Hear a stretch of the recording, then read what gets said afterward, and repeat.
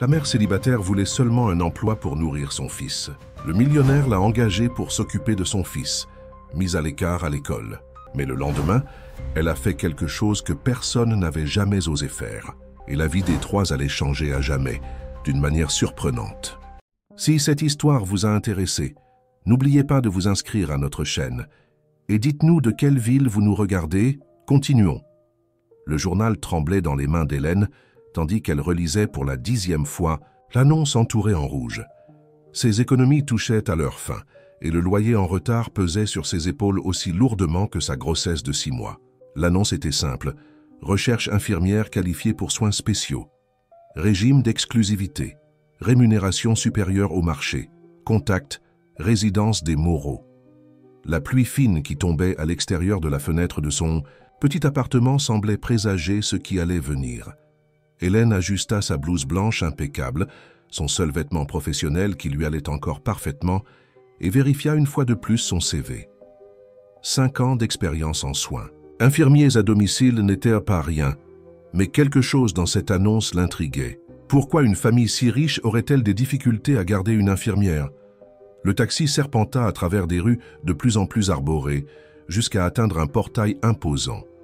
Hélène sentit un frisson dans son ventre en appuyant sur l'interphone. Une voix féminine sèche et formelle autorisa son entrée. Le jardin qui s'étendait jusqu'au manoir semblait tout droit sorti d'un film, avec ses roseraies bien taillées et une fontaine centrale qui murmurait doucement. À la porte principale, une femme d'âge moyen, aux cheveux gris attachés en un chignon sévère et à la posture impeccable, l'attendait. « Madame Régine Fleur, gouvernante de la résidence », se présenta-t-elle avec un léger signe de tête. « Suivez-moi, s'il vous plaît. » L'intérieur du manoir était encore plus impressionnant que sa façade. Des œuvres d'art ornaient les murs, et le sol en marbre reflétait la lumière qui entrait par les vitraux. Mais il y avait quelque chose d'étrange dans l'ambiance, un silence lourd, presque palpable, comme si la maison gardait des secrets dans chaque recoin. Régine conduisit Hélène jusqu'à un salon. « Monsieur Moreau vous recevra bientôt. En attendant, je dois mettre certaines choses au clair. » Sa voix prit un ton encore plus sérieux. « Les 5 dernières infirmières n'ont pas duré plus de 2 semaines, certaines à peine 3 jours. Si vous êtes ici uniquement pour le salaire, je vous suggère de ne pas perdre notre temps. » Hélène se redressa dans son fauteuil, une main se posant instinctivement sur son ventre. « Je ne suis pas ici uniquement pour l'argent, Madame Régine. Je suis professionnelle et... » « Tous disent la même chose, » Régine l'interrompit, ses yeux fixés sur le ventre d'Hélène. Mais personne n'était préparé à gérer le jeune Luc.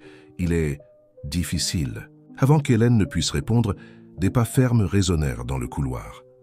Antoine Moreau, le propriétaire du manoir, entra dans la pièce. Grand, les tempes grisonnantes et les yeux d'un bleu profond marqués par des cernes, il émanait une aura d'autorité mêlée de fatigue. « Mademoiselle Hélène Dubois ?» Sa voix était grave et maîtrisée. « J'ai lu votre CV, impressionnant pour quelqu'un d'aussi jeune, mais je dois savoir, pourquoi une infirmière avec vos qualifications cherche-t-elle du travail dans ces conditions ?» Hélène prit une profonde inspiration. « Monsieur Moreau, je suis mère célibataire et je dois assurer l'avenir de mon enfant. Mais au-delà de cela, j'ai toujours cru que prendre soin va au-delà des procédures médicales. Chaque patient est unique, avec ses propres batailles. » Antoine l'étudia pendant quelques instants. « Mon fils a subi un accident il y a 8 mois. Depuis, il est en fauteuil roulant et refuse de coopérer à tout traitement. Il avait un avenir, brillant devant lui. C'était un artiste talentueux. »« Était ?» demanda doucement Hélène. « Il n'a pas touché un pinceau depuis l'accident. » Antoine détourna son regard vers une toile sur le mur, un paysage vibrant qui semblait palpiter de vie. « Luc est à l'étage. Voulez-vous le rencontrer maintenant ?» Hélène acquiesça, suivant Antoine et Régine dans l'escalier. Le couloir du 2e étage était décoré de plus de tableaux, mais ceux-ci avaient un style différent, plus jeune, plus audacieux. Ils s'arrêtèrent devant une porte entr'ouverte, d'où venait le son faible de musique classique. « Luc » appela Antoine, poussant la porte. « Voici Hélène, ta nouvelle infirmière. » La chambre était spacieuse et lumineuse, avec un balcon qui donnait sur le jardin. Assis dans son fauteuil roulant dos à la porte, se trouvait Luc. Peu à peu, il tourna son fauteuil, révélant un visage jeune et beau, mais marqué par une expression d'amertume qui ne correspondait pas à ses 17 ans. Ses yeux, du même, bleus que ceux de son père, parcoururent Hélène avec dédain, s'arrêtant un moment sur son ventre proéminent. Un sourire ironique apparut sur ses lèvres. « Combien de temps celle-ci va-t-elle durer, père? Elle en a déjà un à s'occuper. Elle n'a pas besoin d'un. » Autre poids sur les épaules. Hélène sentit son sang bouillir, mais garda son calme. Elle fit 2 pas en avant, soutenant le regard provocateur du garçon. « Tu sais, Luc, je pense que tu vas perdre ce pari, » dit-elle avec fermeté, mais sans agressivité. « Parce que contrairement aux autres, je sais exactement ce que c'est de lutter seul, et crois-moi, je n'ai pas l'intention d'abandonner. » Pendant un bref instant, quelque chose vacilla dans le regard de Luc, peut-être de la surprise, peut-être de l'intérêt. Mais rapidement, le masque d'indifférence reprit sa place. « Nous verrons, » murmura-t-il, tournant à nouveau son fauteuil vers le balcon. « Tu peux commencer à compter les jours. Je parie que tu ne tiendras pas jusqu'à la fin de la semaine. » Le lendemain matin, Hélène arriva ponctuellement à 7 heures. Régine l'attendait avec une liste détaillée d'instructions et d'horaires, incluant les médicaments, les exercices de physiothérapie et les routines quotidiennes. La gouvernante semblait vouloir dire quelque chose de plus, mais se retint, se limitant à observer pendant qu'Hélène étudiait méticuleusement chaque élément. « Le petit déjeuner du jeune Luc doit être servi à 8 heures, » informa Régine, ajustant nerveusement son tablier. Il avait l'habitude de le prendre dans le jardin d'hiver, mais, maintenant, il préfère rester dans sa chambre. Hélène remarqua l'hésitation dans la voix de la gouvernante. Pourquoi évite-t-il le jardin d'hiver? Certains souvenirs sont difficiles à affronter, répondit vaguement Régine, mais ses yeux en disaient beaucoup plus. L'important était que vous ne forcez rien. Luc a son propre rythme. En montant les escaliers avec le plateau du petit déjeuner, Hélène prit une profonde respiration, se préparant à ce qui allait venir. Elle frappa doucement à la porte de la chambre et, n'obtenant pas de réponse, entra quand même. Les rideaux étaient encore fermés, plongeant la pièce dans une pénombre mélancolique. « Bonjour, Luc », dit-elle naturellement se dirigeant vers les fenêtres. « Il fait un temps magnifique dehors. »« N'ouvre pas », vint la voix somnolente et irritée du lit. « J'aime comme ça, sombre. » Hélène ignora la protestation et tira les rideaux. La lumière du soleil envahit la chambre, révélant Luc recroquevillé sous les couvertures. « La vitamine D te fera du bien.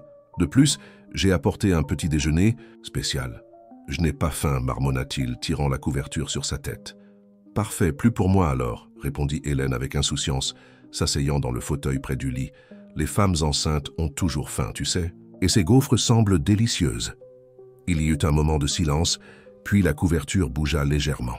Luc jeta un coup d'œil avec un œil, observant Hélène grignoter un morceau de gaufre avec un plaisir évident. « C'est un coup bas, » murmura-t-il, mais il y avait un ton presque imperceptible d'amusement dans sa voix. « C'est de la stratégie. » Corrigea-t-elle, lui offrant l'assiette. « Et ça fonctionne, n'est-ce pas ?» À contre-cœur, Luc s'assit dans son lit. Hélène remarqua que, malgré sa résistance initiale, il se déplaçait bien avec ses bras, un bon signe pour la physiothérapie. Pendant qu'il mangeait, elle commença à organiser le matériel pour les exercices du jour. « Je ne ferai pas de physiothérapie, » déclara Luc, observant ses mouvements. « D'accord, » répondit tranquillement Hélène, continuant ses préparatifs. « Pour aujourd'hui, nous pouvons simplement discuter. Tu pourrais me parler de ce tableau là-bas, par exemple. » Elle pointa vers une toile partiellement couverte dans le coin de la chambre. Le garçon se tendit visiblement. « Il n'y a rien à dire, je ne peins plus. »« Mais tu observes encore ?» remarqua Hélène, indiquant comment ses yeux vagabondaient, souvent vers les toiles sur les murs. « Artiste un jour, artiste toujours. Ce n'est pas quelque chose qui disparaît simplement. »« Certaines choses disparaissent, oui, » rétorqua amèrement Luc. « Des personnes, des rêves, des jambes qui fonctionnent. » Hélène s'assit au bord du lit, ses yeux rencontrant les siens. « Tu sais ce qui ne disparaît pas? Le talent. Il peut être endormi, caché, mais il est toujours là. Comme ce bébé dans mon ventre, je ne peux pas encore le voir, mais je sais qu'il grandit, se développe, attendant le bon moment. » Luc détourna le regard, mais Hélène perçut que ses paroles l'avaient touché. Après un moment, il demanda doucement « C'est un garçon ou une fille ?»« Je ne sais pas encore, » sourit-elle, caressant son ventre. « Mais je l'aime déjà de toutes mes forces. » « Le père ?» commença Luc hésitant. N'a pas voulu assumer, compléta simplement Hélène. Mais c'est bien. Certaines personnes ne sont pas prêtes à aimer, d'autres fuient de l'amour. L'important, c'est qui choisit de rester. Luc absorba ces paroles, en silence, jouant avec un morceau de gaufre dans son assiette. Finalement, il regarda le fauteuil roulant à côté du lit. « Tu m'aides à passer dans le fauteuil ?» demanda-t-il, sa voix presque un murmure. Hélène sourit intérieurement, mais maintint une expression neutre. « Bien sûr, comme tu préfères, je peux t'aider complètement, ou simplement te soutenir. Pendant que tu fais le transfert. »« Je fais, » décida-t-il. « Juste, reste prêt. » En observant Luc se déplacer avec détermination vers le fauteuil, Hélène réalisa qu'elle avait gagné une petite bataille. Pas pour la physiothérapie ou les exercices, mais pour quelque chose de bien plus important, la confiance. « Nous pouvons faire un tour dans le couloir », suggéra Luc après s'être installé dans le fauteuil.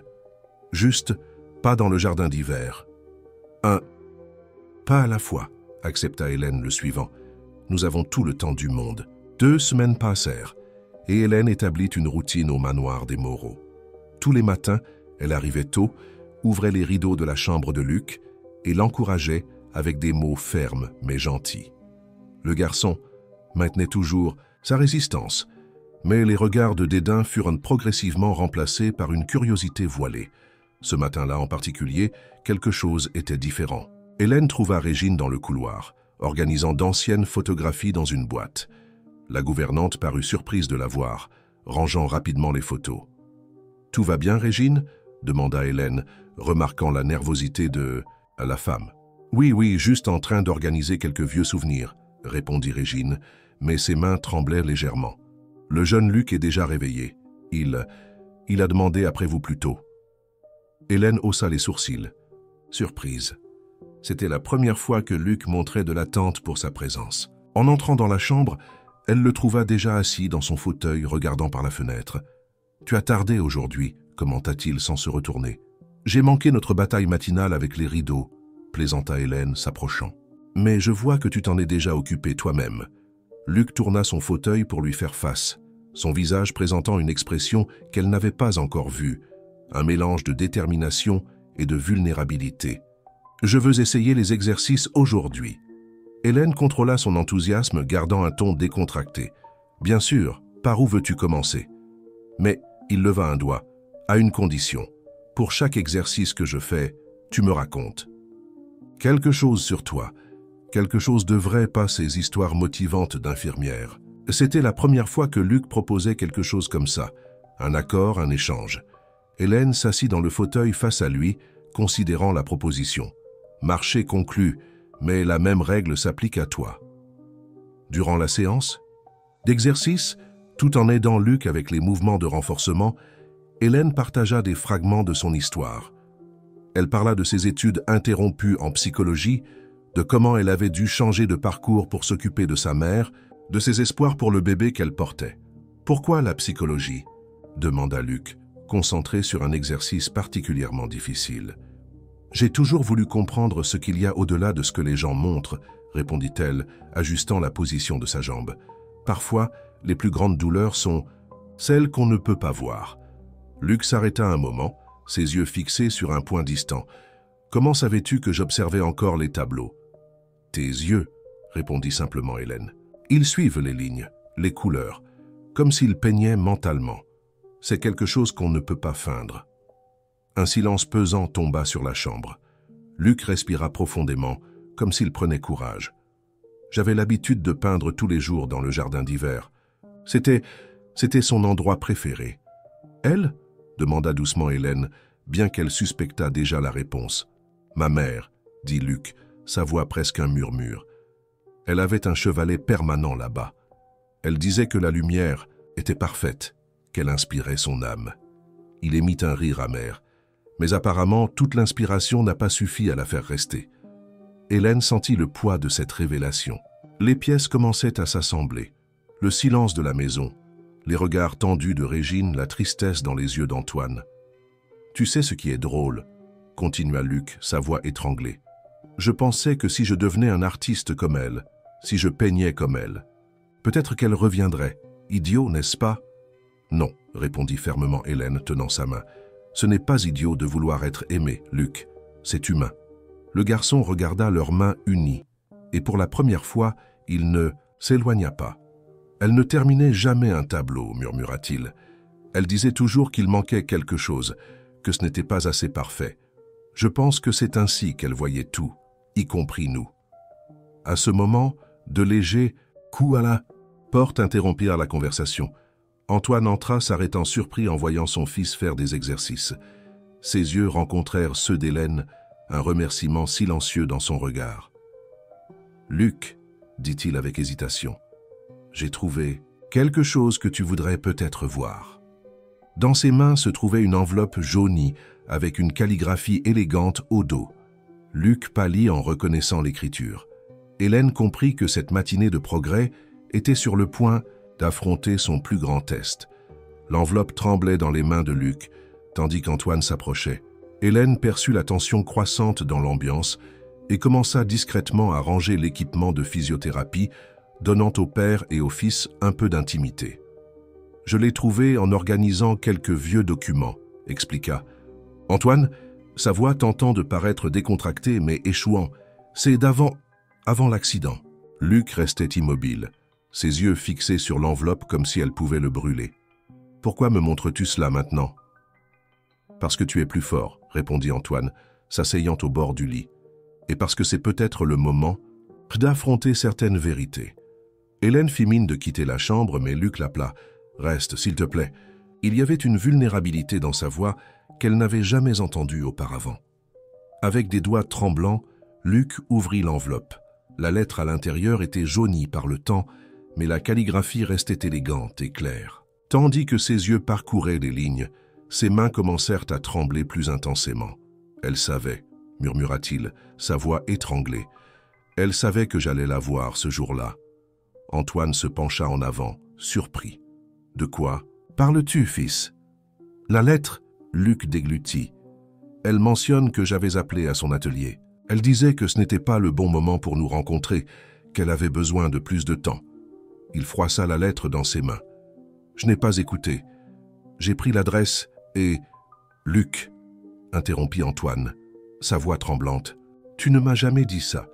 Pourquoi ne m'as-tu pas dit que tu avais trouvé son adresse ?»« Parce que tu l'as retirée de nos vies, » explosa Luc, des larmes coulant sur son visage.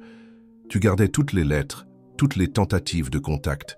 Je voulais juste comprendre pourquoi elle ne m'aimait pas assez, pour rester. » Hélène sentit son cœur se serrer. Elle se déplaça silencieusement pour se rapprocher, sa présence offrant un soutien silencieux. Antoine passa ses mains sur son visage, semblant vieillir de plusieurs années en quelques secondes. « J'essayais de te protéger. Ta mère, elle n'allait pas bien, Luc. Il y avait des jours où elle pouvait à peine sortir du lit, d'autres où elle peignait frénétiquement pendant des jours sans dormir. »« Qu'est-ce que tu dis ?» demanda.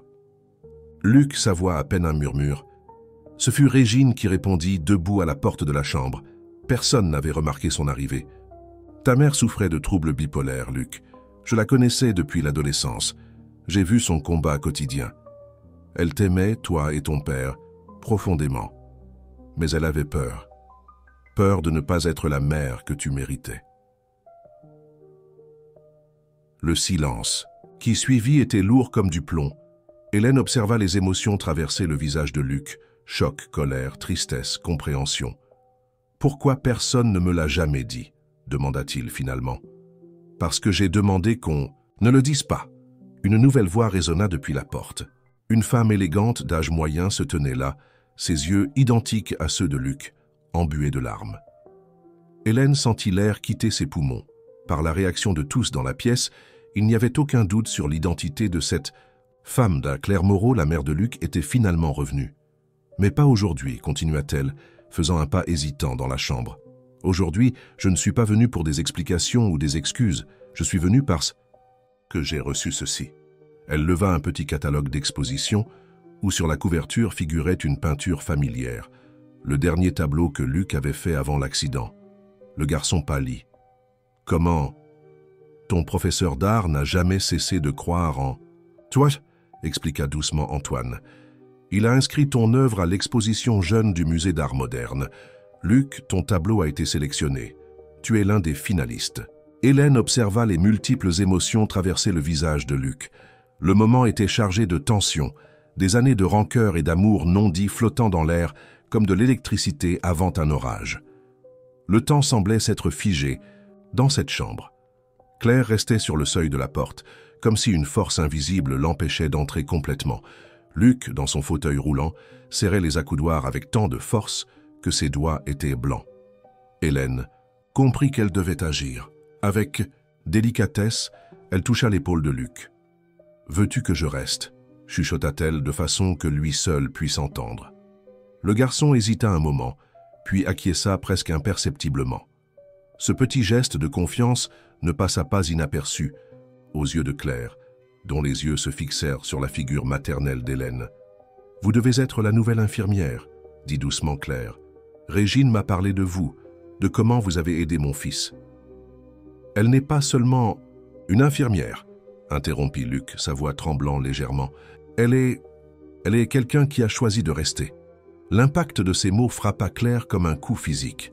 Elle chancela légèrement et Régine lui apporta rapidement une chaise pour s'asseoir. Antoine restait silencieux, ses yeux alternant entre son ex-femme et son fils, comme s'il essayait d'absorber la réalité de ce moment. « Le tableau, » commença Claire, ses doigts caressant la couverture du catalogue. « Il m'a tellement rappelé cette vue du jardin d'hiver. La façon dont tu as capturé la lumière à travers les vitres, c'est extraordinaire, Luc. »« Tu as reconnu ?» demanda Luc, une surprise authentique dans sa voix. « Je pensais que tu avais tout oublié de nous. » Claire ferma les yeux un moment, une larme solitaire coulant sur son visage. « Je n'ai jamais oublié mon fils. Chaque jour loin de toi était comme un tableau inachevé, quelque chose d'essentiel manquant à la composition. »« Alors pourquoi n'es-tu jamais revenu ?» La question explosa de Luc, des années de douleur contenues dans chaque mot. « Pourquoi m'as-tu laissé croire que c'était ma faute ?» Hélène sentit le bébé donner un coup dans son ventre, comme s'il répondait à l'intensité du moment. Instinctivement, elle posa la main sur son ventre, un geste qui attira le regard de Claire. « Vous êtes enceinte », observa doucement Claire. « Ça vous devez comprendre alors la terreur de ne pas être suffisante, la peur de blesser ceux que nous aimons. »« Non », répondit fermement Hélène, surprenant tout le monde. « Je comprends la peur, oui, mais je comprends encore plus l'amour. Et l'amour véritable ne fuit pas, Madame Claire. Il affronte les peurs, un jour à la fois. » Un silence suivit ces paroles. Luc regarda Hélène avec un mélange de fierté et de gratitude, tandis qu'Antoine semblait voir l'infirmière sous un jour nouveau. « Vous avez raison, » admit Claire après un moment. « Et c'est pourquoi je suis ici maintenant. Non pas pour demander pardon. Je sais que certaines choses ne peuvent pas être pardonnées, mais pour essayer de comprendre, pour essayer de réparer ce qui peut encore l'être. » Luc tourna son fauteuil vers la fenêtre, où la lumière du matin créait des motifs sur le sol. « Tu sais ce qui est ironique ?» dit-il après un long moment. « J'avais l'habitude de peindre, pour être comme toi, pour avoir ton approbation. Mais après l'accident, quand j'ai arrêté de peindre, c'était la première fois que je comprenais vraiment ton art. »« Comment ça ?» demanda Claire, se penchant en avant. « L'inachèvement, » répondit Luc, se tournant pour la regarder en face. Tous ces tableaux inachevés dans le jardin d'hiver, ce n'était pas du perfectionnisme, c'était de la peur. Peur de terminer quelque chose et de découvrir que ce n'était pas assez bon. J'ai fait la même chose après l'accident. J'ai arrêté de peindre parce que j'avais peur de ne plus être l'artiste que j'étais avant. Hélène observa un changement subtil sur le visage de Claire. Reconnaissance, compréhension. Antoine sembla également le remarquer, car il fit un pas en avant, brisant son long silence. « Peut-être, » suggéra-t-il gentiment, « est-il temps de visiter le jardin d'hiver, nous tous ?» Luc se tendit visiblement à cette suggestion. Hélène se positionna rapidement à côté de son fauteuil, une présence réconfortante. « Nous n'avons pas besoin d'y aller aujourd'hui, » dit-elle doucement. « Mais quand tu seras prêt, nous serons tous là. »« Non, » décida Luc, sa voix ferme malgré le tremblement de ses mains.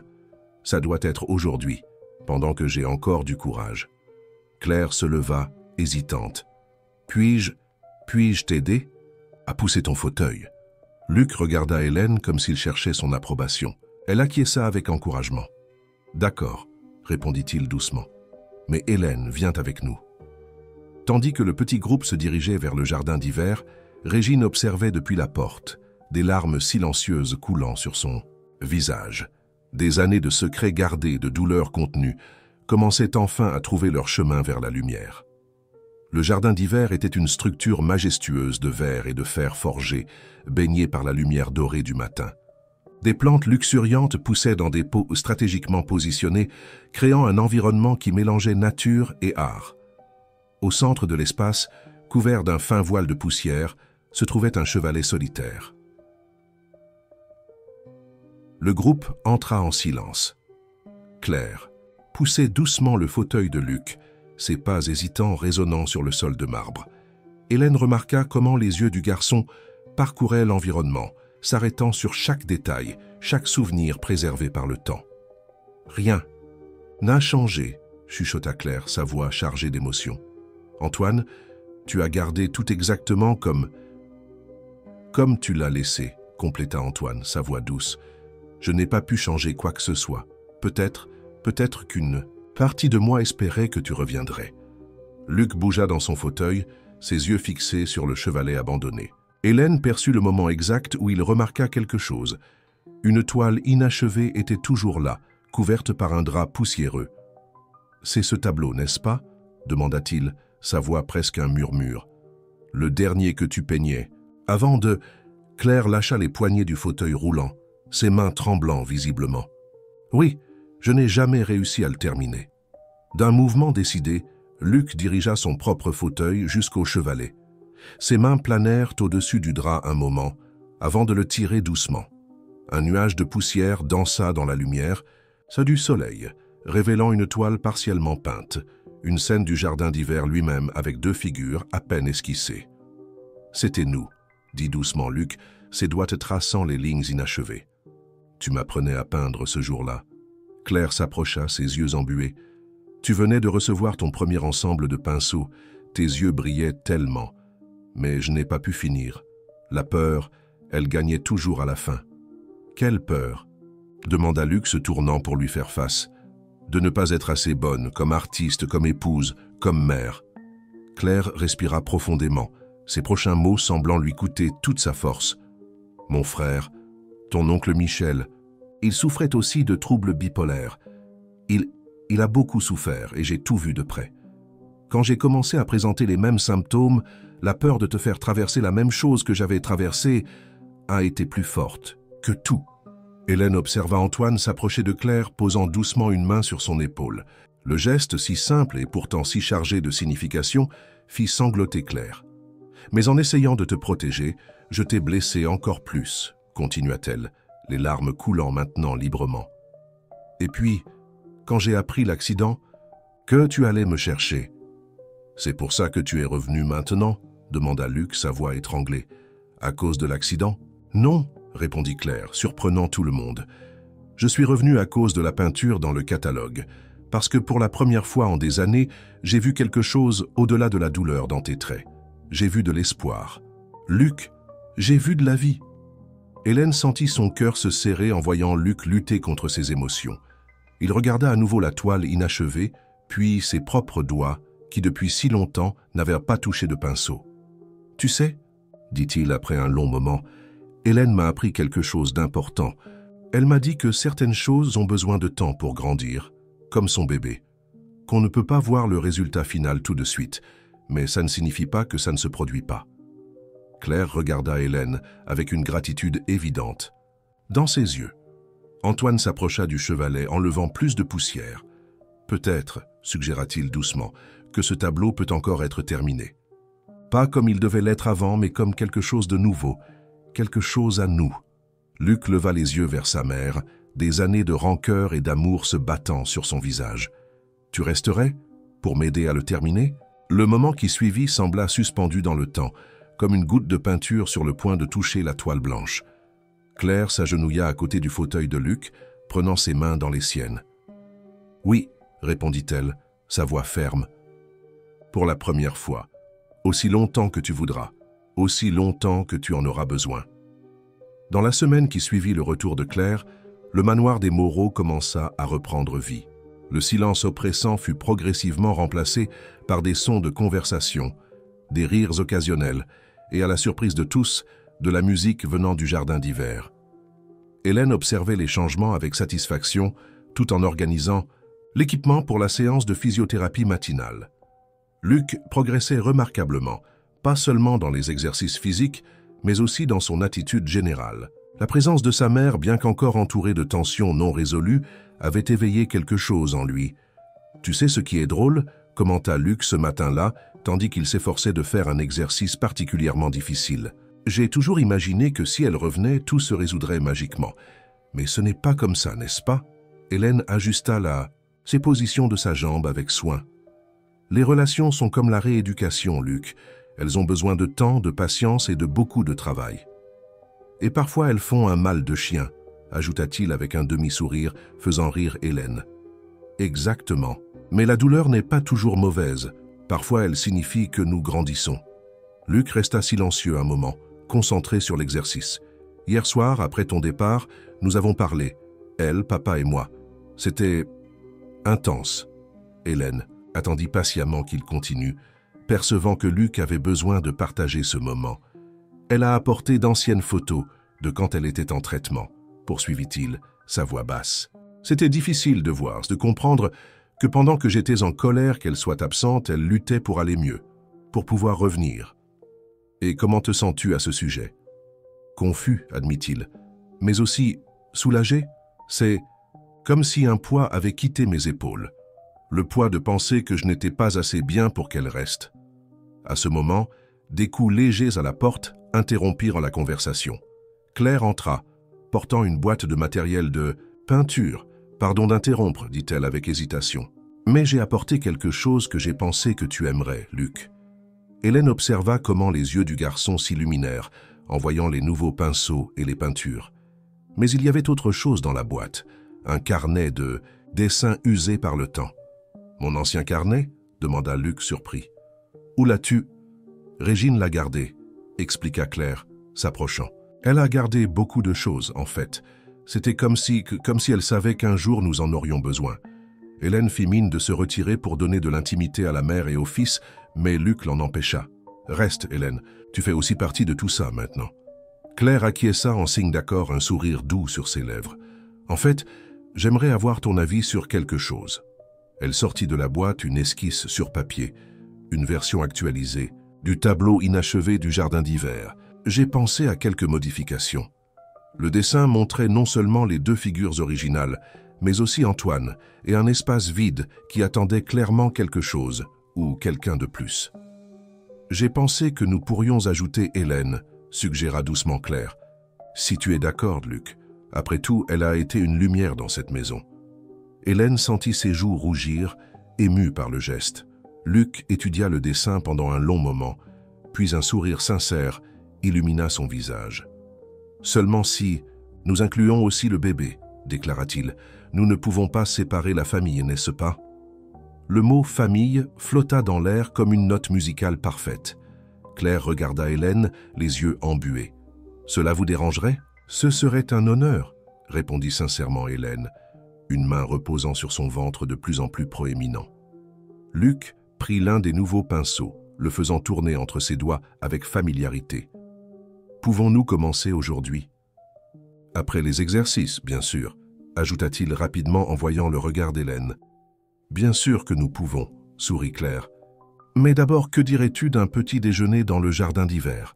Régine a fait ces gaufres que tu adores. »« À une condition, » proposa Luc, une lueur espiègle dans les yeux. « Hélène doit venir aussi. Le bébé adore les gaufres. Tu sais ?» Les trois rires qui suivirent résonnèrent dans le manoir, faisant sourire Régine à son poste dans la cuisine et Antoine faire une pause dans son bureau, un sourire involontaire apparaissant sur ses lèvres. La maison des Moreau commençait enfin à redevenir un foyer. Le petit déjeuner dans le jardin d'hiver devint un rituel quotidien. Ce matin-là en particulier, le soleil d'automne filtrait à travers les vitres, créant des motifs kaléidoscopiques sur le sol. Hélène observait enchantée comment Luc et Claire discutaient de techniques de peinture tout en partageant une tour de gaufres. « La clé est dans la lumière, » expliquait Claire, gesticulant avec enthousiasme. « Tu vois comme elle change à chaque instant. C'est comme si le jardin était vivant, respirant. « C'est pour ça que tu ne terminais jamais tes tableaux ?»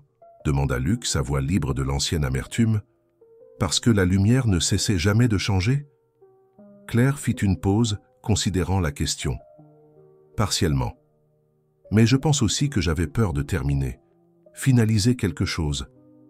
Signifie accepter ses imperfections, ses défauts, comme dans la vie, commenta doucement Antoine, entrant dans le jardin d'hiver. C'était rare de le voir là si tôt, mais ces derniers temps, il faisait des efforts pour participer davantage à ces moments familiaux.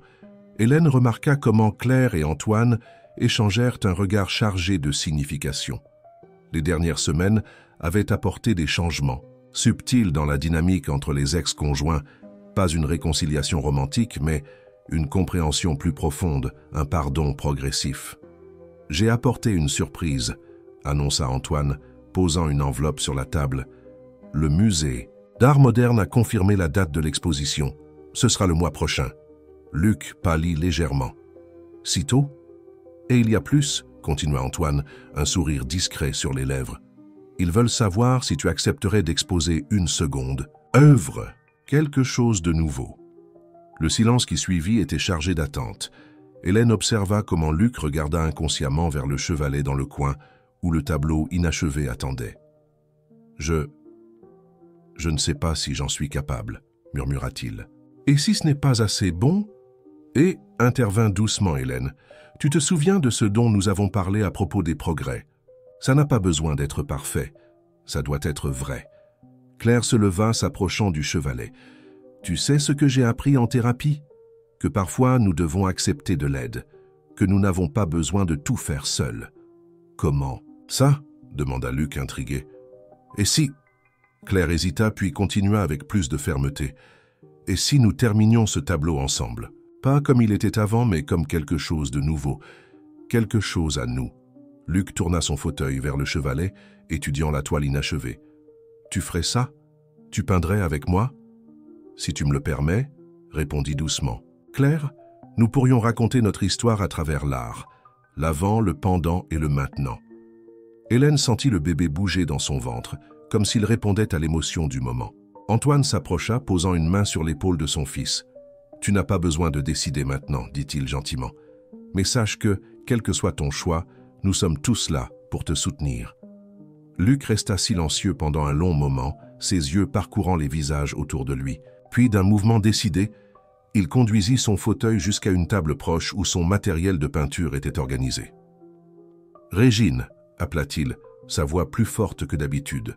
« Je pense que nous aurons besoin de plus de café. Nous avons un tableau à terminer. » La gouvernante apparut presque immédiatement, comme si elle attendait près de la porte.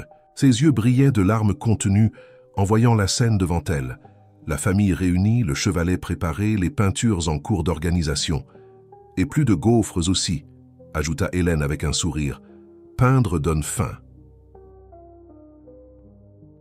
Tandis que Régine se retirait, Hélène observa comment Luc et Claire commençaient à discuter couleurs et composition, Antoine offrant occasionnellement son opinion profane mais enthousiaste. Le jardin d'hiver, si longtemps un lieu de souvenirs douloureux, commençait à se remplir de nouvelles couleurs, de nouvelles histoires, de nouveaux espoirs. La proximité de l'exposition apporta une énergie différente au manoir des Moreau. Le jardin d'hiver, maintenant constamment illuminé, s'était transformé en un studio improvisé où Luc et Claire passaient des heures à travailler ensemble sur le tableau. Hélène, entrant dans son 8e mois de grossesse, observait avec satisfaction les progrès non seulement artistiques, mais aussi émotionnels de son patient. Cet après-midi-là en particulier, tout en rangeant l'équipement après une séance de physiothérapie réussie, Hélène remarqua quelque chose de différent chez Luc. Il semblait plus pensif que d'habitude, ses yeux se tournant fréquemment vers la porte du jardin d'hiver. « Quelque chose te préoccupe ?» demanda-t-elle doucement, s'asseyant dans un fauteuil proche. Luc hésita, jouant avec un pinceau entre ses doigts. « Hier soir, après ton départ, j'ai senti quelque chose d'étrange dans ma jambe droite, comme un fourmillement. » Hélène se pencha en avant, son intérêt professionnel immédiatement éveillé. « Quel genre de fourmillement? Quand exactement est-ce arrivé? » « C'était après un exercice que maman m'aidait à faire, expliqua-t-il, une lueur d'espoir dans ses yeux. Ça n'a pas duré longtemps, mais c'était réel, j'en suis sûr. Avant qu'Hélène ne puisse répondre, Antoine apparut à la porte, accompagné d'un homme qu'elle reconnut immédiatement. Dr Martin, l'un des spécialistes en réadaptation les plus respectés du pays. « Luc », commença Antoine, sa voix calme, mais chargée d'émotion. « Le docteur Martin est venu spécialement pour une consultation. Ta mère a mentionné le fourmillement et j'ai été très intéressé par votre cas, » compléta le médecin s'approchant avec un sourire gentil, surtout considérant vos progrès récents avec la physiothérapie. Hélène fit mine de se lever pour donner de l'intimité à la consultation, mais Luc retint sa main. « Reste, s'il te plaît, tu fais partie de tout ça aussi. » Docteur Martin observa l'interaction avec intérêt. « En fait, Madame Hélène, votre présence est très bienvenue. J'aimerais entendre parler des techniques que vous avez utilisées. » La consultation qui suivit fut intensive. Le médecin examina Luc minutieusement, posa plusieurs questions sur sa routine d'exercice et surtout sur les changements dans sa vie ces derniers mois. « Fascinant », murmura-t-il, prenant des notes. « Le corps humain est une machine incroyable, mais l'esprit est encore plus surprenant. Parfois, le blocage émotionnel peut être aussi limitant que le physique. »« Qu'est-ce que cela signifie ?» demanda Claire, s'étant jointe au groupe pendant l'examen. « Cela signifie que votre fils progresse de manière remarquable, » sourit le médecin, « et pas seulement physiquement. La combinaison de physiothérapie constante avec un soutien émotionnel adéquat crée des conditions idéales pour sa récupération. » Luc serra la main d'Hélène, qui perçut des larmes contenues dans ses yeux. « Alors, il y a une chance ?»« Il y a toujours une chance, » répondit Dr Martin avec sincérité. « Mais le plus important est que vous récupérez déjà votre art, votre relation avec votre famille, votre disposition pour les exercices. La possibilité de retrouver certains mouvements n'est qu'une partie d'une guérison bien plus grande qui se produit déjà. » Hélène sentit le bébé donner un coup fort, comme s'il voulait participer au moment. Luc le remarqua et sourit, posant gentiment sa main sur le ventre d'Hélène. « Le bébé est d'accord, plaisanta-t-il, mais ses yeux étaient sérieux. Vous savez, docteur, avant je pensais seulement à remarcher. C'était une obsession. Mais maintenant, je comprends qu'il existe différentes façons d'avancer. » Claire s'approcha de son fils, les yeux embués. « Que veux-tu dire, chérie ? » « C'est comme en peinture, » expliqua Luc, gesticulant vers le jardin d'hiver. « Parfois nous devons faire un pas en arrière pour voir l'ensemble du tableau. Et l'ensemble n'est pas de marcher ou de ne pas marcher. C'est de vivre, de créer. Toute famille. » Dr Martin acquiesça avec approbation. « C'est exactement la mentalité dont nous avons besoin pour la prochaine étape du traitement. J'ai une proposition pour vous. » Antoine, qui était resté silencieusement en observation, s'approcha. « Quelle proposition ? » « Il existe un nouveau programme de réadaptation, » expliqua le médecin, combinant physiothérapie traditionnelle et thérapie artistique. « Et Hélène, » il se tourna vers l'infirmière, « il y a aussi un élément intéressant pour vous. »« Pour moi ?» demanda-t-elle surprise. « Oui, le programme offre des bourses d'études en médecine pour les professionnels de santé qui démontrent une aptitude spéciale pour la réadaptation holistique. Votre travail avec Luc est exactement le type d'approche que nous recherchons. » Hélène sentit le monde tourner un moment. Reprendre les études, réaliser son rêve de devenir médecin. Cela semblait trop irréel. « Mais le bébé, » commença-t-elle. « Le programme est flexible, » assura Dr Martin, « et quelque chose me dit que vous aurez tout le soutien nécessaire. » Luc serra à nouveau sa main. « Ne pense même pas à refuser. Tu m'as aidé à réaliser mes rêves. Il est temps de réaliser les tiens aussi. » Les jours qui suivirent la visite du docteur Martin furent intenses. Tandis que Luc se consacrait avec un enthousiasme renouvelé à la physiothérapie, alternant les exercices avec les sessions de peinture, Hélène se retrouvait plongée dans des formulaires d'inscription pour le programme de bourse d'études. « Je n'arrive pas à croire que je fais vraiment ça, » commenta-t-elle un matin, assise dans le jardin d'hiver en observant Luc et Claire travailler sur le tableau. « Ça semble un rêve. Parfois, les rêves sont juste la réalité qui attend de se produire, » commenta Régine servant du thé. La gouvernante, autrefois si réservée, était devenue une présence de plus en plus maternelle pour tous dans la maison. Luc arrêta de peindre un moment, observant Hélène avec affection. « Tu sais ce qui est drôle ? Quand tu es arrivée ici, je pensais que tu étais juste une personne de plus essayant de me réparer. Mais tu n'as pas essayé de me réparer. Tu m'as aidé à me reconstruire. Et nous a reconstruits avec, ajouta doucement Claire, nettoyant un pinceau. Nous tous. Antoine, qui venait d'entrer dans le jardin d'hiver, portant quelques documents, s'éclaircit la gorge pour attirer l'attention. En parlant de reconstruction, j'ai quelque chose à vous montrer. Il étala les papiers sur une table proche.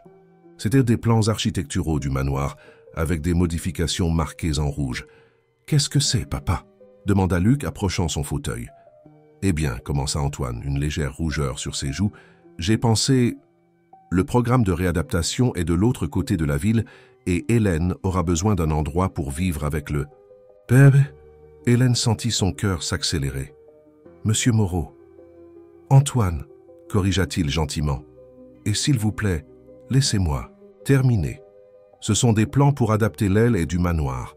Un appartement complet avec accès indépendant et toutes les commodités nécessaires pour vous et le bébé. » Le silence qui suivit ne fut rompu que par le bruit d'un pinceau tombant. Claire avait laissé échapper le sien, ses mains couvrant sa bouche dans une surprise émue. « Mais ce n'est pas tout, » continua Antoine, maintenant clairement nerveux. « Il y a aussi un projet pour transformer une partie du jardin d'hiver en un studio d'art adéquat, avec de l'espace pour des cours. Le docteur Martin a mentionné que l'art-thérapie pourrait bénéficier à d'autres patients et... »« Papa, » interrompit Luc, sa voix étranglée.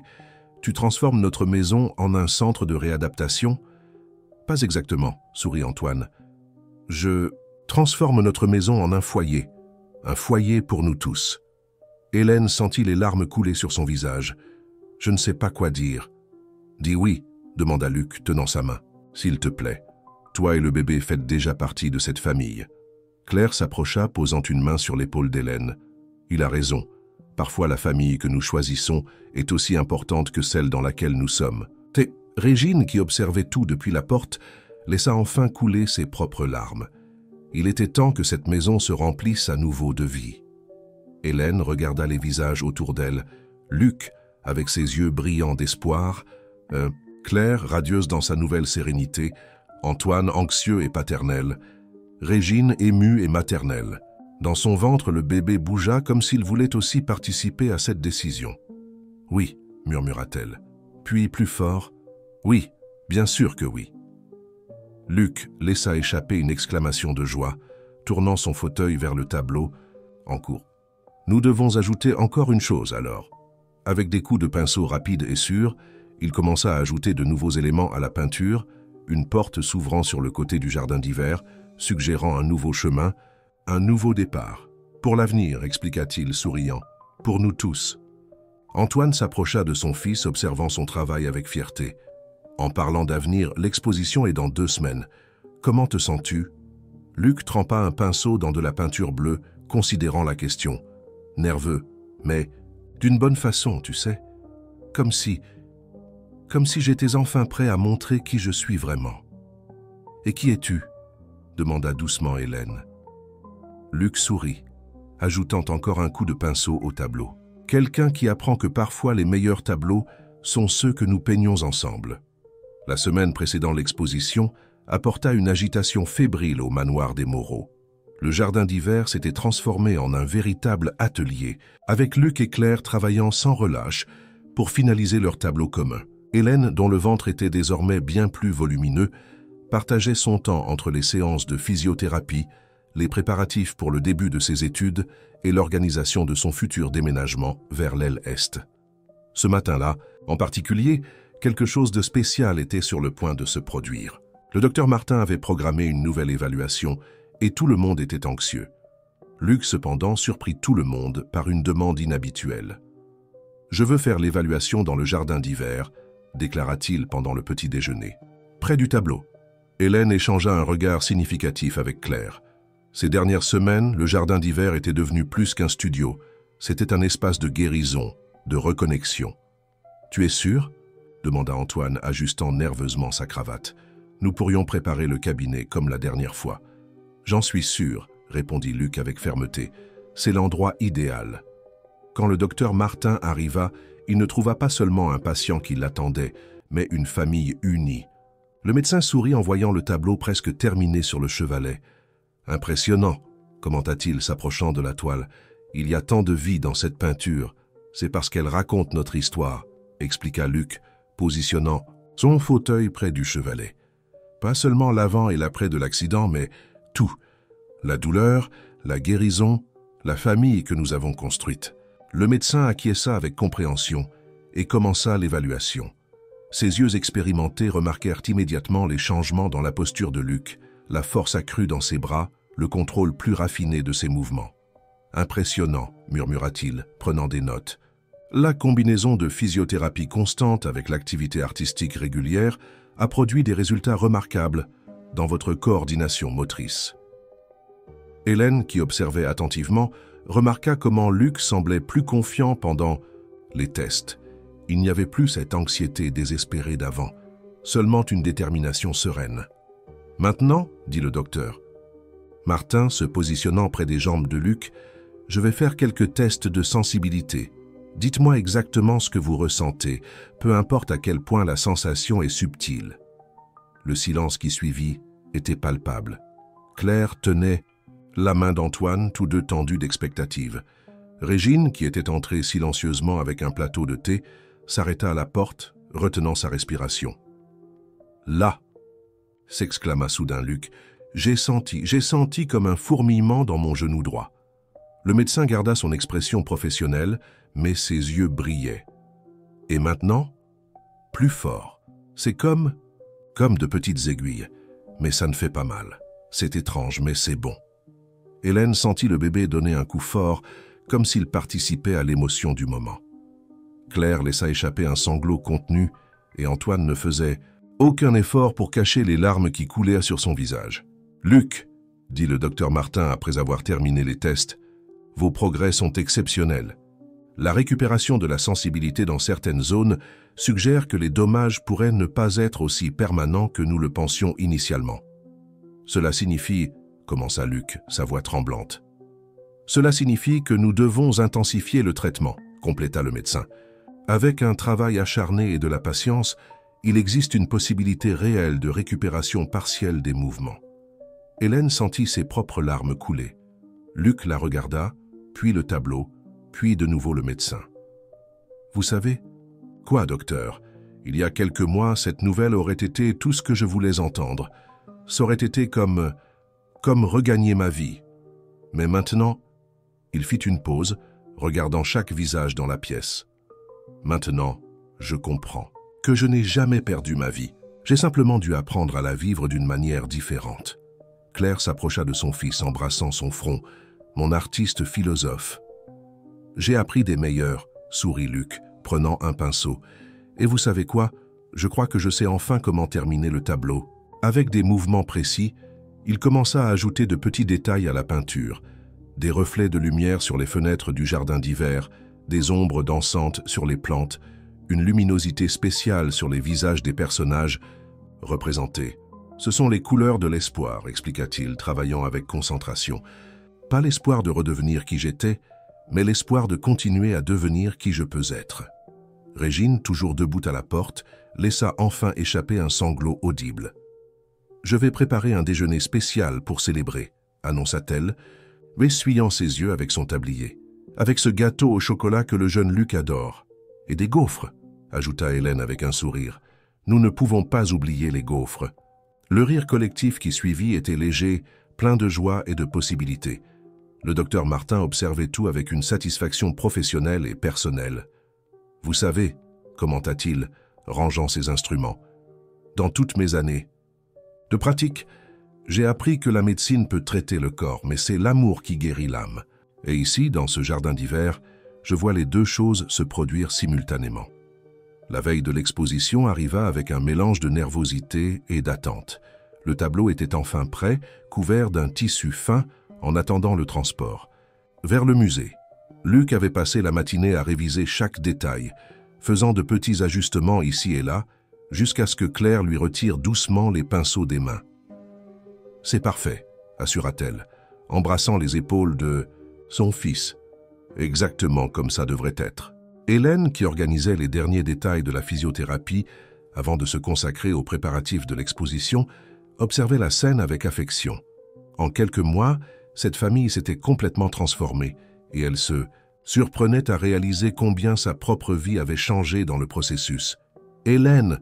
appela Luc, tournant son fauteuil vers elle. « Je dois te montrer quelque chose avant qu'il n'emporte le tableau. » Elle s'approcha, curieuse. Luc retira le tissu avec un geste dramatique, révélant l'œuvre dans sa totalité pour la première fois.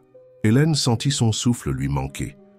Le tableau capturait le jardin d'hiver à différents moments de la journée, comme si plusieurs temporalités se fondaient sur la même toile.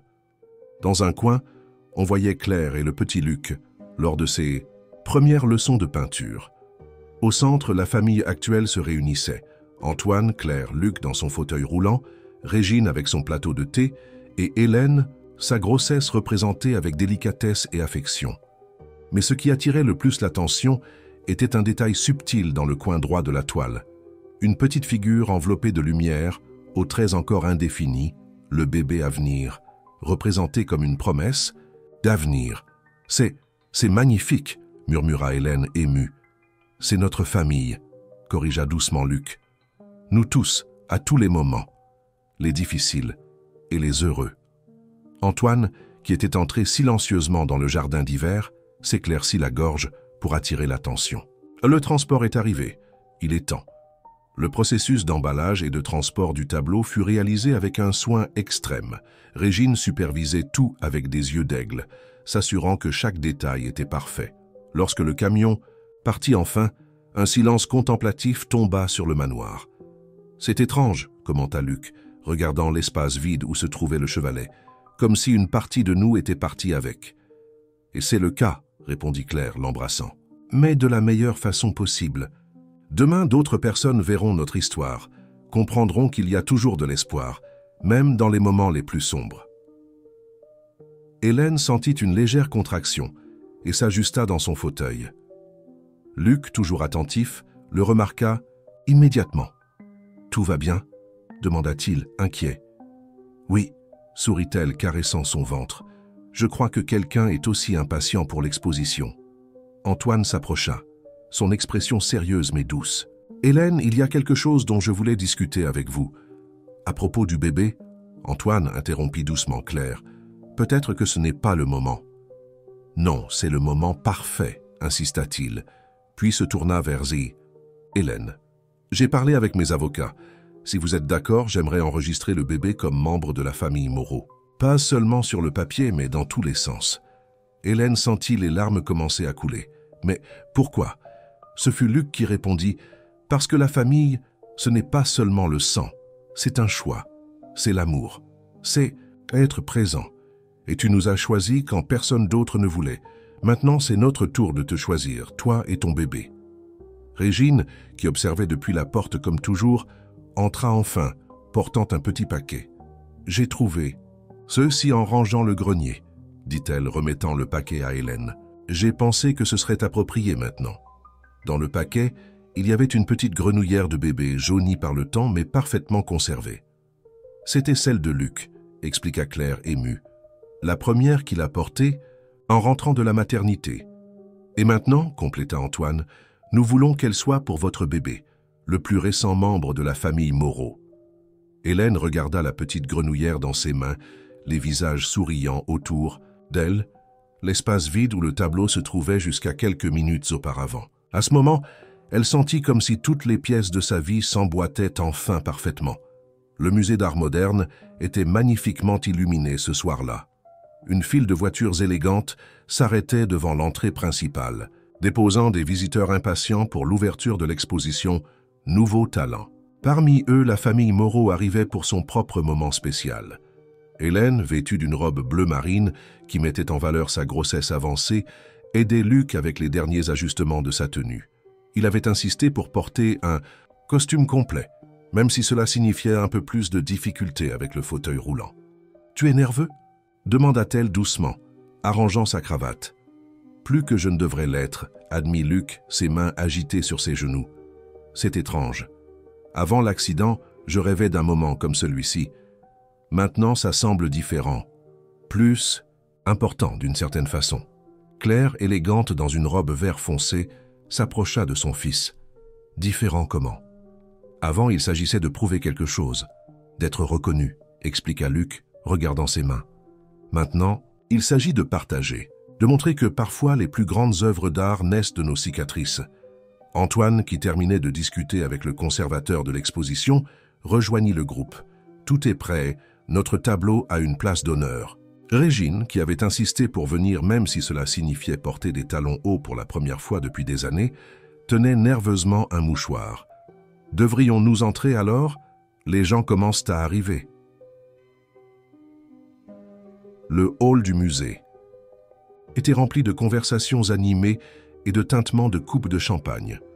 Quand les Moreau entrèrent, plusieurs regards se tournèrent vers eux. Luc releva le menton, une nouvelle confiance dans son attitude. « Monsieur Moreau !» une voix familière appela. C'était le professeur d'art de Luc, Monsieur Thomas, s'approchant avec un sourire radieux. « Luc, mon garçon, quelle joie de te voir ici !»« Professeur !» sourit Luc, sincèrement heureux de voir son ancien mentor. « Je n'ai même pas eu l'occasion de vous remercier d'avoir inscrit mon travail. »« Me remercier ?» rit le professeur. « Luc, ton talent méritait d'être vu, et quand j'ai su que tu peignais à nouveau, eh bien, je ne pouvais pas laisser passer l'opportunité. » Hélène observait avec affection pendant que Luc discutait avec animation avec son professeur. Claire s'approcha d'elle, lui offrant un verre d'eau. « Tu sais, » commenta doucement Claire, « avant l'accident, Luc parlait de devenir un artiste célèbre, d'exposer dans de grandes galeries.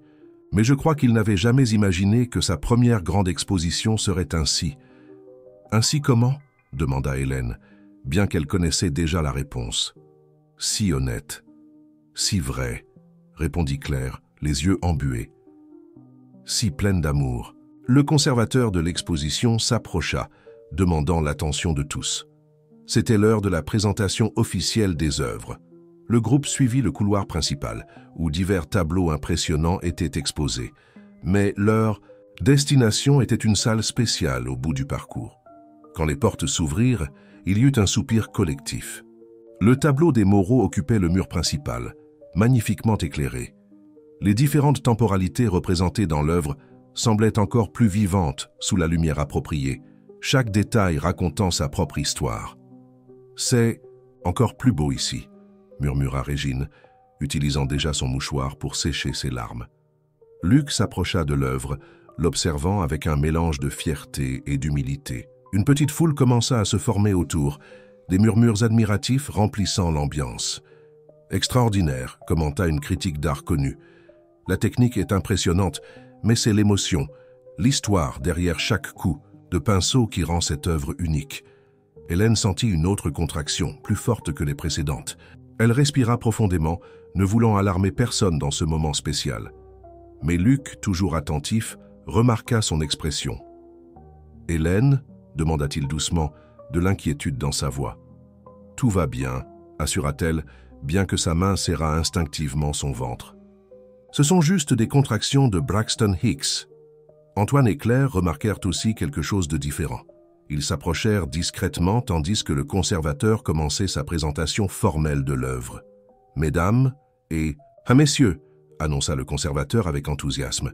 « C'est avec grand plaisir que je vous présente Temps de guérison, une œuvre collaborative de Luc et Claire Moreau. Une pièce qui nous parle de famille, de dépassement et du pouvoir. » Transformateur de l'art. Luc tenait la main d'Hélène qui respirait maintenant plus lourdement. « Tu es sûr que tout va bien ?» Avant qu'elle ne puisse répondre, elle sentit un liquide couler le long de ses jambes. Ses yeux s'écarquillèrent de reconnaissance. « Luc !» chuchota-t-elle, serrant sa main. « Je crois que ton petit frère ou ta petite sœur a décidé qu'il voulait aussi participer à l'exposition. » Le bourdonnement de l'exposition se transforma en un tourbillon d'activités. Régine, toujours pratique, était déjà au téléphone pour appeler une ambulance. Antoine coordonnait avec la sécurité du musée pour libérer l'accès. Claire tenait les invités à distance, assurant l'intimité, tandis que Luc tenait fermement la main d'Hélène. « Respire », conseillait-il, se souvenant des cours de préparation à l'accouchement auxquels il avait assisté avec elle. « Comme dans les exercices, tu te souviens, un moment à la fois. » Hélène sourit entre les contractions, maintenant plus fréquentes. « Regarde qui est devenu l'expert.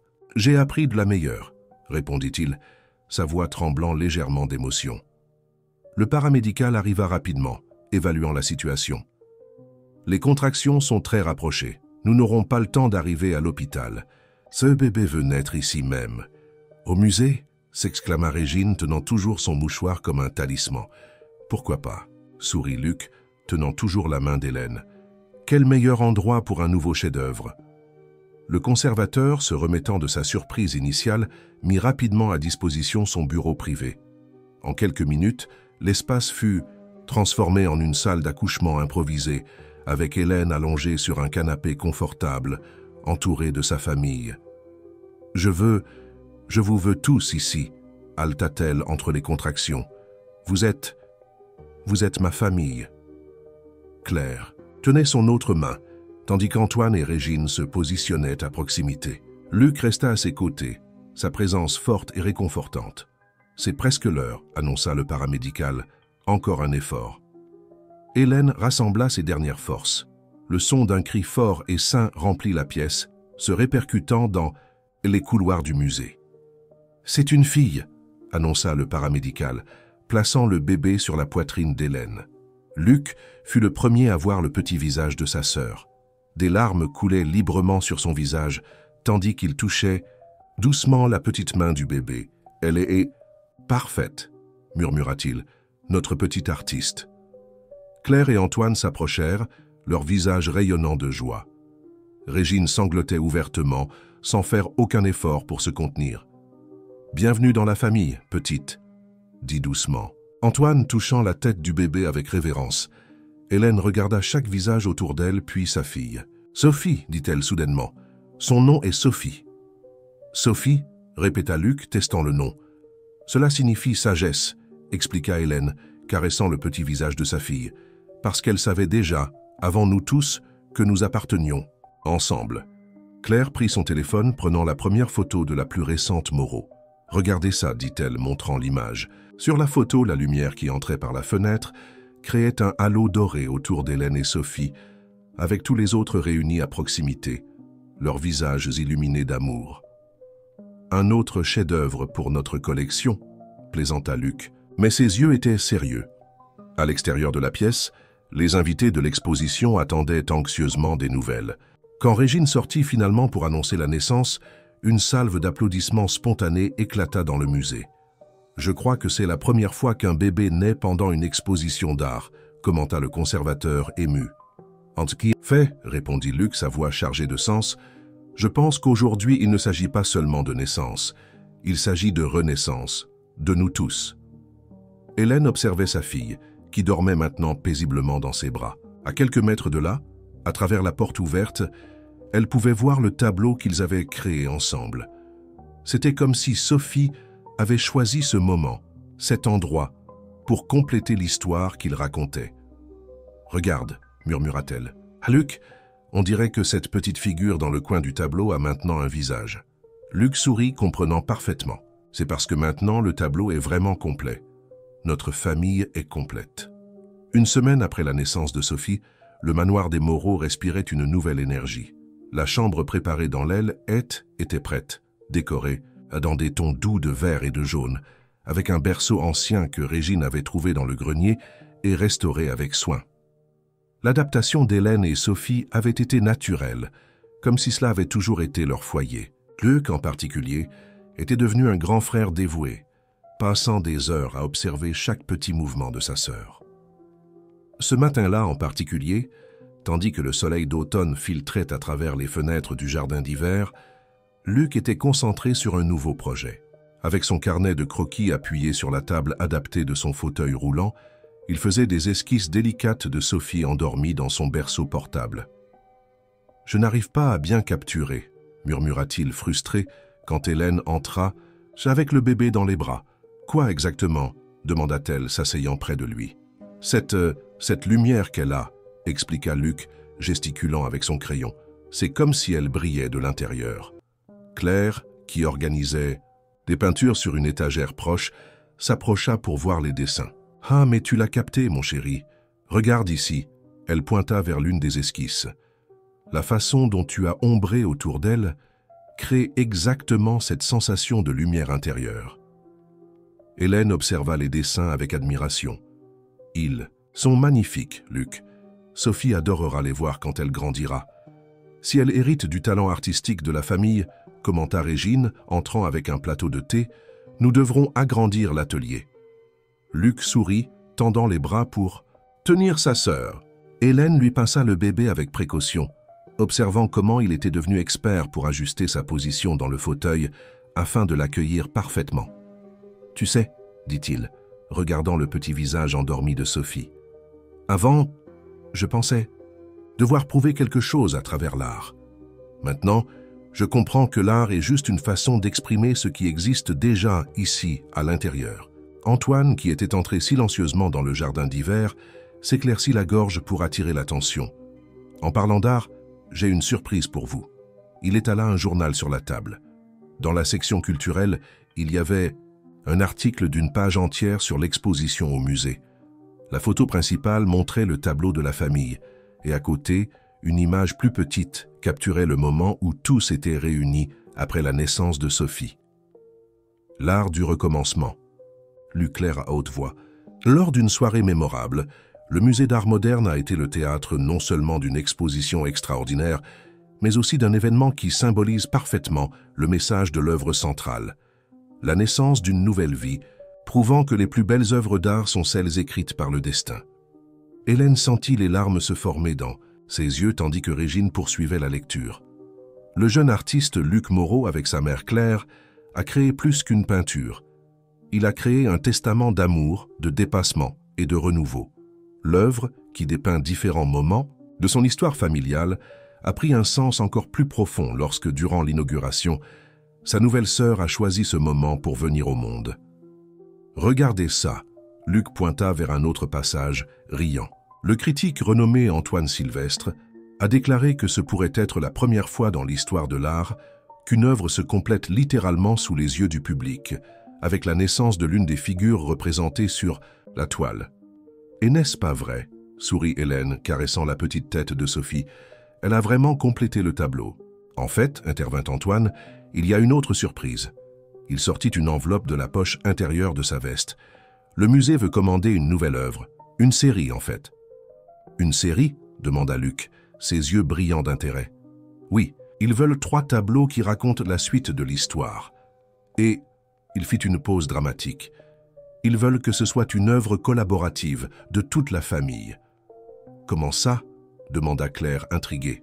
« Chacun de nous contribuera, d'une manière ou d'une autre, » expliqua Antoine. « Luc est Claire avec la technique principale, bien sûr, mais je peux aider avec la structure, Régine avec les détails que seule elle connaît de l'histoire de la famille, Hélène avec sa perspective unique sur notre transformation. »« Et Sophie ?» demanda Luc, regardant sa sœur dans ses bras. Hélène sourit, prenant l'un des pinceaux les plus doux. « Que dirais-tu de commencer par ces empreintes digitales ? De petites marques de peinture qui seront la base de quelque chose de plus grand. Comme notre famille, » compléta Luc, comprenant. Commençant par de petites marques, de petits moments, jusqu'à former quelque chose d'extraordinaire. Régine essuya discrètement une larme. « Je vais avoir besoin de plus de mouchoirs si nous continuons ainsi. Et plus de café, » ajouta Claire avec un sourire. « Nous avons une nouvelle série d'œuvres à créer. » Antoine observait la scène avec satisfaction. Sa famille réunie dans le jardin d'hiver, le soleil créant des motifs dorés sur le sol, le son doux de la respiration de Sophie mêlé au tintement des tasses de thé et au frôlement des pinceaux sur le papier. Les jours qui suivirent apportèrent une routine différente au manoir. Le jardin d'hiver, désormais officiellement transformé en atelier familial, était toujours animé. Un chevalet spécial avait été installé, adapté pour que Luc puisse peindre avec plus de confort, et plusieurs tables avaient été disposées pour que tous puissent travailler ensemble. Hélène partageait son temps entre les soins à Sophie et les préparatifs pour le début de ses études de médecine. Le docteur Martin avait tenu parole. La bourse d'études était garantie avec un programme spécialement adapté à sa situation. « Je n'arrive toujours pas à croire que je vais vraiment faire ça », commenta-t-elle un matin, tout en allaitant Sophie dans un fauteuil confortable de l'atelier. Luc, qui travaillait sur une esquisse préliminaire pour la nouvelle série, leva les yeux de son travail. « Comment ça? Tu as toujours su que tu en étais capable. »« Ce n'est pas ça, » sourit Hélène, ajustant Sophie dans ses bras. « C'est que, avant, je devais choisir entre mes rêves et mes responsabilités. Maintenant, d'une certaine façon, tout s'emboîte. Claire, qui mélangeait des couleurs sur une palette proche, s'approcha pour admirer sa petite fille. « Parce que maintenant tu n'es plus seule, ma chérie. Nous sommes une famille. » « Et quelle famille !» s'exclama Régine, entrant avec un plateau de collation. « Des artistes, des médecins en formation, et la petite Sophie qui, à la façon dont elle observe les couleurs, sera notre prochaine peintre. » En effet, le bébé semblait fasciné par les mouvements des pinceaux et les couleurs vibrantes qui remplissaient l'environnement. Ses petits yeux suivaient chaque mouvement de Luc tandis qu'il peignait, comme si elle comprenait déjà la magie qui se produisait là. « En parlant de couleurs, » commenta Antoine, entrant dans l'atelier avec quelques documents. Le musée a adoré notre proposition pour la série, particulièrement l'idée d'inclure les marques de Sophie. Luc sourit, observant le petit tableau où ils avaient enregistré les premières contributions artistiques de sa sœur, des empreintes délicates de ses petites mains et pieds dans différentes nuances de bleu et de rose. « Tu sais ce qui est le plus incroyable ?» réfléchit-il, ajustant son pinceau. Avant l'accident, je peignais pour prouver quelque chose au monde. Après, j'ai arrêté de peindre parce que je pensais ne plus avoir rien à prouver. Maintenant, je peins parce que j'ai quelque chose à partager. Hélène sentit ses yeux se remplir de larmes. « Et que veux-tu partager, Luc ?»« L'espoir, répondit-il simplement. Je veux montrer que parfois nous devons perdre quelque chose pour trouver quelque chose de bien plus grand. Que la famille n'est pas seulement le sang, c'est un choix. Et que l'amour est la plus grande œuvre d'art que nous puissions créer. » Claire s'approcha de son fils, embrassant son front. « Et tu as créé des chefs-d'œuvre, mon fils, pas seulement sur la toile. » À ce moment, Sophie émit un petit gazouillement joyeux, comme si elle approuvait. Tous rirent, et Luc tendit les bras pour tenir sa sœur. « Viens ici, petit artiste, » appela-t-il, l'installant soigneusement sur ses genoux. « Et si tu aidais ton frère avec ses couleurs ?» Hélène observait, émue, tandis que Luc montrait à Sophie les différentes peintures, expliquant chaque teinte comme si elle pouvait comprendre. Le bébé tendait ses petites mains, essayant d'atteindre les pinceaux colorés. « Les critiques adoreront savoir que nous avons une collaboratrice si jeune, » plaisanta Antoine, mais ses yeux étaient humides. Régine, qui ne s'éloignait jamais, beaucoup de Sophie, s'approcha avec un petit tablier de peinture miniature. « Je l'ai fait faire spécialement pour elle, pour quand elle sera plus grande, pour quand elle pourra créer ses propres histoires, » compléta Luc, souriant. Hélène sentit son cœur déborder d'amour. Là, dans ce jardin d'hiver transformé, en atelier, entre peintures et pinceaux, rires et rêves, se trouvait sa famille. Une famille qui n'était pas née du sang, mais avait été peinte avec les couleurs de l'amour, de la compréhension et de l'espoir. « Vous savez, » dit-elle doucement, « je crois que je comprends maintenant pourquoi Sophie a choisi de naître pendant l'exposition. »« Pourquoi ?» demandèrent-ils tous à l'unisson. « Parce que ce n'était pas seulement un moment d'art, c'était un moment de renaissance. Pour nous tous. » L'automne touchait à sa fin lorsque Luc connut sa première grande victoire en physiothérapie. C'était un matin ordinaire au centre de réadaptation, avec Hélène observant attentivement, tout en portant Sophie dans une écharpe de portage. Le docteur Martin supervisait personnellement la séance, qui incluait un nouvel ensemble d'exercices.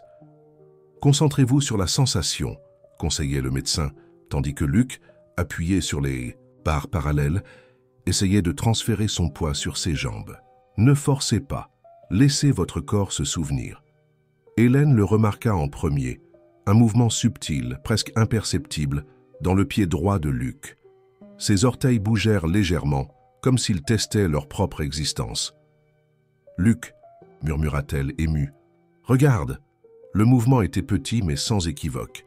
Luc baissa les yeux, des larmes commençant à se former. « Je peux sentir, je peux les bouger. » Le docteur Martin sourit satisfait. « C'est le résultat de tout votre travail acharné. Votre corps réapprend, se reconnecte. »« Je dois le dire à tout le monde, » dit Luc, toujours concentré. Sur ses orteils, qu'il pouvait maintenant bouger volontairement. Hélène avait déjà le téléphone à la main, mettant le haut-parleur. La voix de Claire remplit l'espace. « Allô? Tout va bien ?»« Maman, » appela Luc, sa voix étranglée par l'émotion. « J'ai réussi à bouger. Mes orteils. Le bruit de quelque chose qui tombait à l'autre bout de la ligne fut suivi par la voix émue de Claire. « Antoine, Régine, venez vite, Luc, oh, mon fils !» Régine fut la première à arriver au centre de réadaptation, portant encore son tablier de cuisine. Claire et Antoine arrivèrent quelques minutes plus tard, tous désireux de témoigner de ce moment historique. « Ce n'est pas seulement le mouvement en soi, » expliquait le docteur Martin à la famille réunie. « C'est ce qu'il représente. Les connexions neurologiques se rétablissent. Avec du temps et de la persévérance, je peux m'améliorer encore plus, » compléta Luc, la détermination brillant dans ses yeux. Sophie, comme si elle sentait l'importance du moment, émit un petit gazouillement joyeux depuis les bras d'Hélène. Luc tendit les bras pour tenir sa sœur. « Tu vois, petite, » lui chuchota-t-il, « ton frère devient plus fort. Bientôt, je pourrai t'emmener te promener dans le jardin. » Claire s'approcha de son fils, embrassant son front. « Tu as toujours été fort, mon chéri. Tu avais juste besoin de le redécouvrir. » Antoine, qui avait observé silencieusement, s'éclaircit la gorge pour cacher son émotion. « Je crois que cela mérite une célébration. Et j'ai une autre nouvelle pour rendre ce moment encore plus spécial. » Tous se tournèrent vers lui, curieux. « Le premier tableau de la nouvelle série a été vendu, » annonça-t-il avec un sourire, avant même d'être terminé. L'acheteur a dit être tombé amoureux du concept de l'histoire de notre famille. « Notre famille », répéta doucement. Hélène, le mot résonnant toujours comme une musique à ses oreilles. Régine, toujours. Pratique même dans les moments les plus émouvants, planifiait déjà.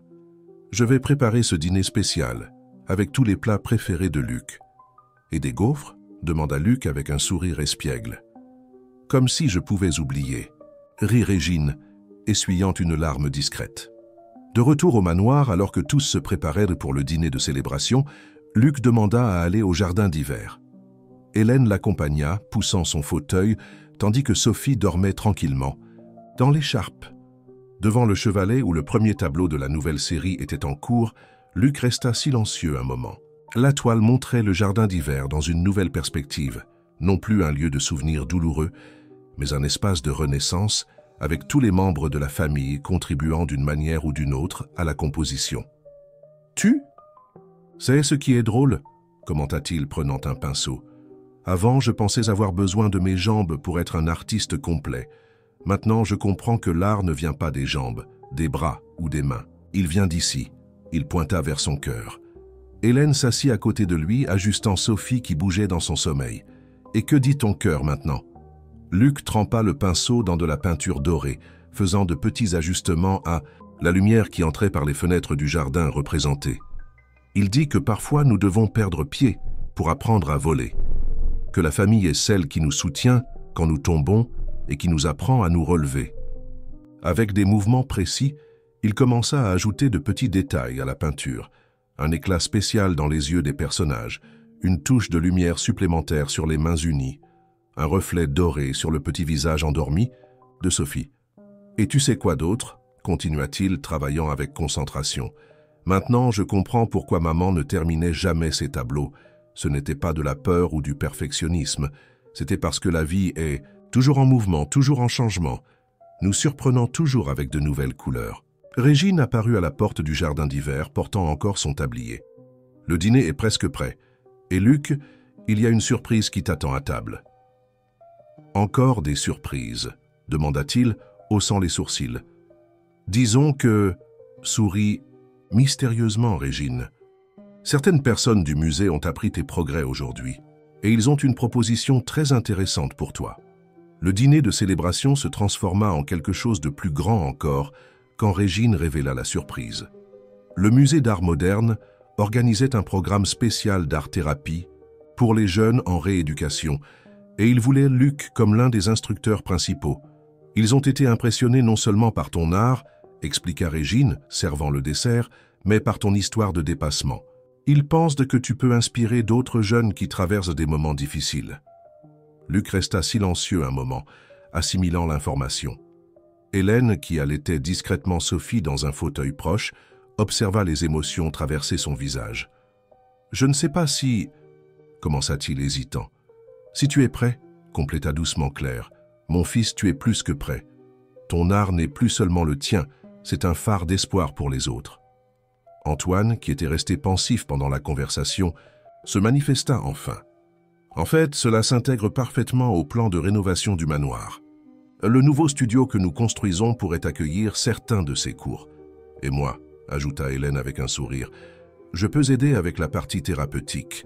Ce sera un excellent complément à mes études de médecine. » Luc regarda chaque visage autour de la table, sa famille, qui s'était transformée et avait grandi d'une manière qu'il n'aurait jamais pu imaginer. Ses yeux se posèrent sur Sophie, qui dormait maintenant paisiblement dans les bras d'Hélène. « Vous savez… » ?»« Quoi ?» dit-il finalement. « Je crois que je comprends maintenant pourquoi tout s'est passé ainsi. »« Comment ça ?» demanda Régine, s'asseyant enfin pour partager le repas. « Avant l'accident, je peignais pour moi-même. Il s'agissait de prouver ma valeur, d'être reconnu, » expliqua Luc, ses yeux brillants d'une nouvelle compréhension. « Maintenant, je comprends que l'art concerne la connexion. Il s'agit de partager, d'aider les autres à trouver leur propre lumière. » Claire prit la main de son fils, la serrant doucement. « Comme tu as trouvé la tienne. » « Avec l'aide de vous tous, sourit-il, puis se tourna vers Hélène, particulièrement d'une certaine infirmière têtue qui a refusé de m'abandonner. Hélène rit, essuyant une larme discrète. « J'ai simplement montré le chemin. C'est toi qui as choisi de marcher. »« Et maintenant, » compléta Antoine, levant son verre pour porter un toast, « tu vas aider d'autres à trouver leur propre chemin. » Le thé sont des verres qui s'entrechoquaient, réveilla Sophie qui ouvrit ses petits yeux curieux sur le monde qui l'entourait. Luc tendit les bras pour la prendre, et Hélène observa avec émerveillement comme il était devenu expert pour manipuler sa sœur, même depuis son fauteuil roulant. « J'aurai besoin d'aide, » dit-il, regardant chaque membre de la famille. « De vous tous. »« Et tu crois que tu pourrais te débarrasser de nous ?» plaisanta Régine, mais ses yeux étaient sérieux. « Nous sommes une famille, Luc. Nous sommes ensemble dans cette aventure. »« Une famille d'artistes, » sourit Claire. « Et de médecins en formation, » ajouta Hélène. « Et d'hommes d'affaires qui ont enfin appris ce qui compte vraiment dans la vie. » Compléta Antoine, regardant avec tendresse son fils et sa petite fille. Luc ajusta Sophie dans ses bras, observant comment elle tenait fermement son doigt. « Tu sais, petite, je crois que tu es née pendant l'exposition pour une raison. Pour nous montrer que chaque jour est une nouvelle toile vierge, attendant d'être remplie avec les couleurs que nous choisissons d'utiliser. » Hélène sentit son cœur déborder d'amour. Là, autour de cette table à dîner, parmi les rires et les projets pour l'avenir, se trouvait la preuve vivante que les plus grandes œuvres d'art ne sont pas toujours peintes sur des toiles. Parfois, elles sont écrites dans le cœur, colorées avec amour, ombrées de compréhension et illuminées par l'espoir. 6 mois passèrent, apportant des changements significatifs au manoir des Moreau. Le jardin d'hiver s'était transformé en un espace vibrant de créativité et de guérison, où des jeunes en rééducation trouvèrent dans l'art un moyen d'expression et de dépassement. Ce matin spécial, Luc se préparait pour son premier cours officiel en tant qu'instructeur. L'espace était organisé avec des chevalets adaptés, inspirés de son propre modèle, permettant à tous de peindre confortablement, indépendamment de leurs limitations physiques. « Nerveux ?» demanda Hélène, entrant dans le studio avec Sophie, maintenant âgée de 6 mois, qui babillait joyeusement dans ses bras. « Un peu », admit Luc, ajustant les pinceaux sur une table spécialement conçue pour son fauteuil roulant. « Mais c'est un bon stress. » Claire, qui organisait le matériel de peinture, sourit à son fils. « Tu es prêt pour ça, mon chéri. Plus que prêt. » Le bruit de roues sur le sol attira l'attention de tous. Michel, un adolescent de 15 ans, fut le premier élève à arriver, également en fauteuil roulant. Ses yeux parcoururent l'environnement avec un mélange d'admiration et d'appréhension. « Bienvenue !» le salua Luc, s'approchant. « Je suis Luc, et ceci sera notre espace de création. »« Est-ce vrai que vous… » Michel hésita.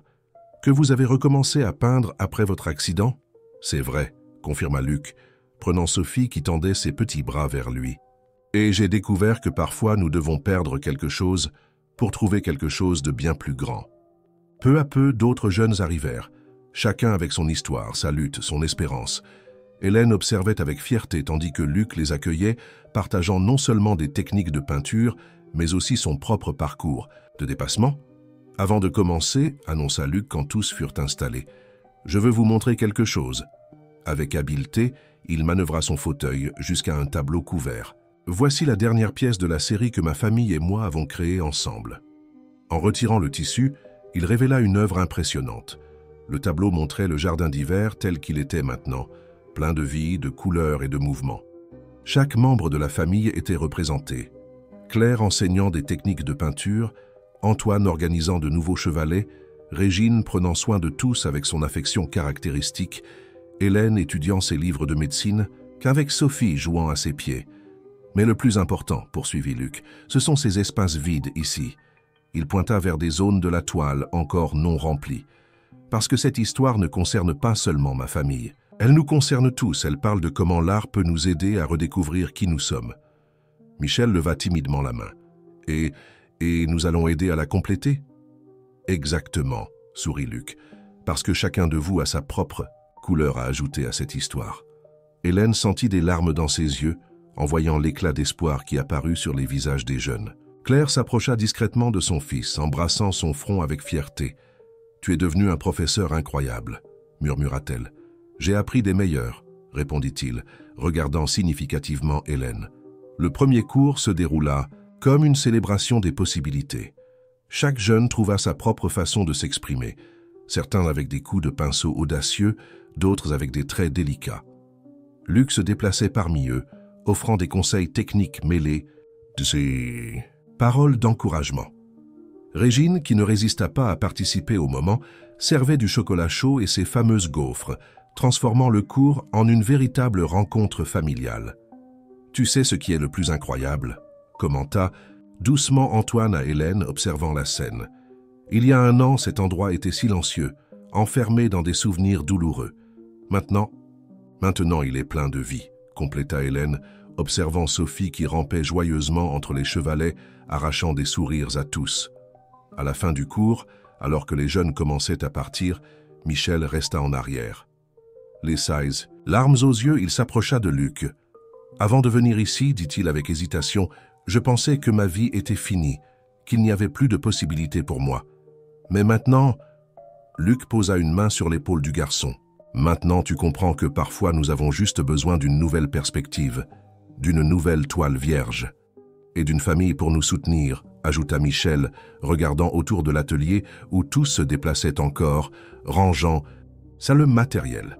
« Oui, » sourit Luc, observant Hélène qui montrait maintenant à Sophie les différentes couleurs de peinture, Claire qui rangeait les pinceaux en fredonnant doucement, Régine qui planifiait déjà la collation du prochain cours et Antoine qui essuyait discrètement ses lunettes embuées par l'émotion. Une famille fait toute la différence. Par un après-midi doré de printemps, le jardin d'hiver du manoir des Moreau était particulièrement animé. C'était le jour de la présentation finale de la série de tableaux de la famille, maintenant complétée par les contributions des jeunes élèves de Luc. L'espace, autrefois silencieux et chargé de souvenirs douloureux, débordait de vie. Les murs exposaient non seulement les tableaux de la famille, mais aussi les œuvres des élèves, chacune racontant sa propre histoire de dépassement. Hélène, élégamment vêtue et portant ses premiers certificats de la faculté de médecine, observait avec fierté, tandis que Luc guidait les visiteurs à travers l'exposition. Sophie, maintenant âgée de presque 1 an, faisait ses premiers pas hésitants, se tenant aux meubles et arrachant des sourires à tous. « Et celui-ci, » expliquait Luc, s'arrêtant devant le dernier tableau, « est notre œuvre la plus spéciale, parce qu'elle n'a pas été peinte seulement par moi ou par ma famille, elle a été peinte par nous tous. » Le tableau final était impressionnant. Le jardin d'hiver était représenté dans toute sa gloire, mais il incluait maintenant non seulement la famille Moreau, mais aussi les jeunes élèves, chacun laissant sa marque unique dans la composition. Chaque couleur, chaque coup de pinceau raconte une histoire, poursuivit Luc, sa voix chargée d'émotion. De douleur, oui, mais surtout d'espoir. De comment nous pouvons nous réinventer, nous relever et aider les autres à faire de même. Claire, qui se tenait à côté de son fils, ajouta doucement « et de comment parfois nous devons laisser un tableau inachevé pour que d'autres puissent t'aider à le compléter. » Antoine, qui observait tout avec une évidente fierté, s'approcha avec une enveloppe dans les mains. « Luc, il y a quelque chose que nous devons te dire. » Le docteur Martin, qui était parmi les invités, s'avança avec un sourire. Le programme d'art-thérapie a été un tel succès que d'autres centres de réadaptation veulent le mettre en œuvre. Ils veulent que tu sois le coordinateur général du projet. Luc regarda Hélène avec surprise, qui souriait les larmes aux yeux. Mais comment pourrais-je? De la même façon que tu as tout fait jusqu'à présent, répondit-elle, s'approchant avec Sophie dans ses bras. Un jour à la fois, un coup de pinceau à la fois, toujours entouré d'amour et de soutien. Régine, qui comme toujours prenait soin de tous en coulisses, s'approcha avec un gâteau spécial, décoré de petites palettes de peintre en sucre. Pour célébrer non seulement l'artiste, expliqua-t-elle, mais le professeur, le frère, le fils qui nous a tant appris sur les recommencements. Michel, maintenant l'un des élèves les plus dévoués de Luc, se redressa dans son fauteuil roulant. « Puis-je dire quelque chose ?» Tous se tournèrent vers lui, qui poursuivit d'une voix émue. « Avant de connaître Luc et cette famille incroyable, je pensais que ma vie avait perdu ses couleurs. Mais ici, j'ai appris que parfois nous avons juste besoin d'un nouveau jeu de pinceau et de personnes qui croient en nous. » Sophie, comme si elle comprenait l'importance du moment, se détacha des bras d'Hélène et fit ses premiers pas toute seule directement vers Luc. Toute la salle retint son souffle tandis que la petite traversait l'espace entre eux. « Viens, petit artiste !» appela Luc, les bras tendus, des larmes coulant librement sur son visage. « Viens compléter notre chef-d'œuvre. » Quand Sophie atteignit enfin les bras de son frère, des applaudissements émus remplirent l'environnement. Hélène s'approcha, les embrassant tous les deux, bientôt suivie par Claire, Antoine et Régine. « Regardez » murmura Luc, observant sa famille réunie, ses élèves souriants, les tableaux au mur qui racontaient son parcours. Voici le véritable tableau que nous avons peint ensemble. Il n'est sur aucune toile, il est dans nos cœurs. Et ainsi, entre embrassades, larmes de joie et projets pour l'avenir, la famille Moreau célébrait non seulement le succès d'une exposition, mais l'art le plus important de tous, l'art d'aimer, de recommencer, de transformer la douleur en couleur et les ombres en lumière. Car parfois, les plus grands chefs-d'œuvre ne sont pas ceux que nous accrochons au mur,